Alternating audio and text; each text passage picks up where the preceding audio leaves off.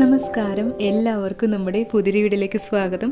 ചോറ് വയ്ക്കുന്ന അരി കൊണ്ട് വളരെ കുറഞ്ഞ സമയത്തിനുള്ളിൽ എളുപ്പത്തിൽ തയ്യാറാക്കിയെടുക്കാവുന്ന ഒരു ബ്രേക്ക്ഫാസ്റ്റാണ് ഇന്നത്തെ നമ്മുടെ റെസിപ്പി. നമ്മുടെ ഈ ഒരു ബ്രേക്ക്ഫാസ്റ്റ് തയ്യാറാക്കാനായിട്ട് ആദ്യം തന്നെ നമുക്കൊരു ബൗൾ എടുത്തിട്ട് ഇതിലേക്ക് 1 കപ്പ് അളവിൽ അരിയിട്ട് കൊടുക്കാം. നമ്മുടെ റേഷൻ കടകളിൽ നിന്ന് കിട്ടുന്ന ചോറ് വയ്ക്കാനായിട്ട് ഉപയോഗിക്കുന്ന കുറഞ്ഞ വേവുള്ള പുഴുങ്ങലരിയാണ് എടുത്തിട്ടുള്ളത്. ഈ അരി നമുക്ക് നന്നായിട്ടൊന്ന് കഴുകി വൃത്തിയാക്കി എടുക്കണം.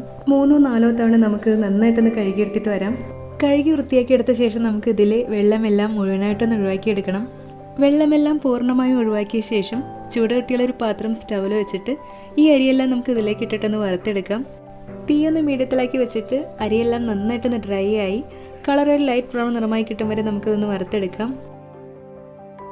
അങ്ങനെ ഏകദേശം ഒരു 5 മിനിറ്റോളം വറുത്ത് അരിയെല്ലാം നന്നായിട്ടൊന്ന് ഡ്രൈ ആയി ഇതുപോലെ കളറെല്ലാം ഒന്ന് മാറി കിട്ടിയിട്ടുണ്ട്. ഇനി നമുക്ക് തീ ഓഫ് ചെയ്തിട്ട് ഇതിൻ്റെ ചൂടൊന്ന് മാറാനായിട്ട് ഇതൊരു സൈഡിലേക്ക് മാറ്റി വയ്ക്കാം.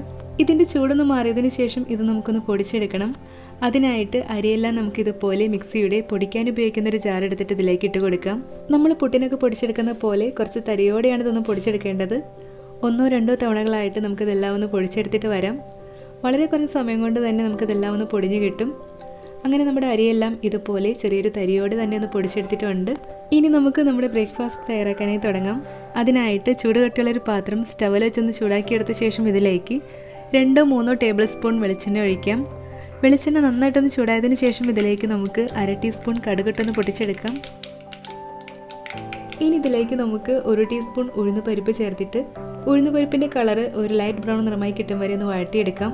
ഉഴുന്നുപരിപ്പിൻ്റെ കളറെല്ലാം ഇതുപോലെ ഒന്ന് മാറി കിട്ടിക്കഴിഞ്ഞാൽ ഇനി ഇതിലേക്ക് നമുക്കിതുപോലെ 2-3 വറ്റൽ മുളകും ഒപ്പം തന്നെ കുറച്ച് കറിവേപ്പിലയും കൂടി ചേർത്തിട്ടൊന്ന് വഴറ്റിയെടുക്കാം.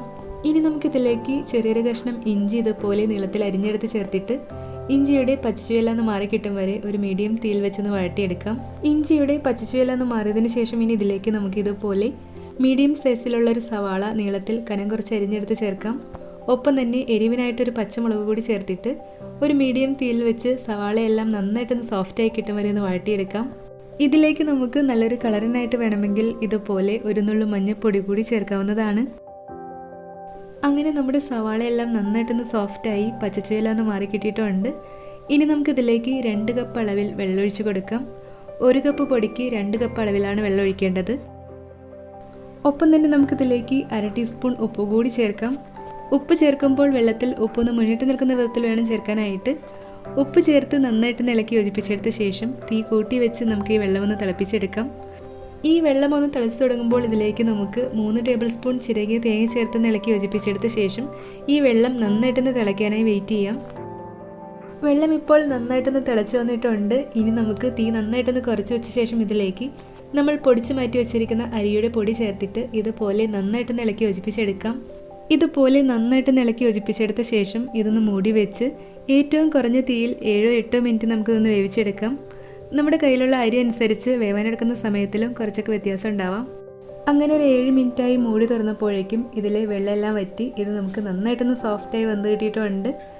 ഇനി നമുക്കിത് ഇതുപോലെ ഒന്നുകൂടി ഒന്ന് ഇളക്കി യോജിപ്പിച്ചെടുക്കാം. ഇതുപോലെ നന്നായിട്ടൊന്ന് ഇളക്കി യോജിപ്പിച്ചെടുത്ത ശേഷം ഇതിൻ്റെ സ്വാദ് കൂട്ടാനായിട്ട് ഇതിലേക്ക് ഇതുപോലെ 1 ടേബിൾ സ്പൂൺ ചിരകിയ തേങ്ങയും ഒപ്പം തന്നെ കുറച്ച് കറിവേപ്പിലയും കൂടെ തന്നെ 1 ടീസ്പൂൺ നെയ്യ് കൂടി ചേർത്ത് ഇളക്കി യോജിപ്പിച്ചെടുക്കാം. ഇതെല്ലാം കൂടി നന്നായിട്ട് ഇളക്കി യോജിപ്പിച്ചെടുത്ത് കഴിഞ്ഞാൽ ഇനി നമുക്ക് തീ ഓഫ് ചെയ്യാം.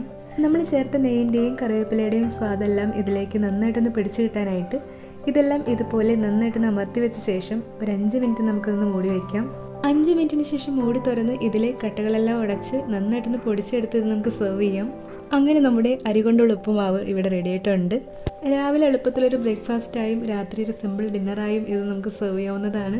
അരി കൊണ്ടുള്ള ഈ ഒരു ഈസി ബ്രേക്ക്ഫാസ്റ്റ് റെസിപ്പി നിങ്ങൾക്ക് ഇഷ്ടമായെങ്കിൽ നിങ്ങളുടെ അഭിപ്രായങ്ങളും നിർദ്ദേശങ്ങളും കമൻറ്റ് ചെയ്യാനും ഇതുപോലെ കൂടുതൽ റെസിപ്പികൾക്കായി ചാനൽ സബ്സ്ക്രൈബ് ചെയ്യാനും മറക്കല്ലേ.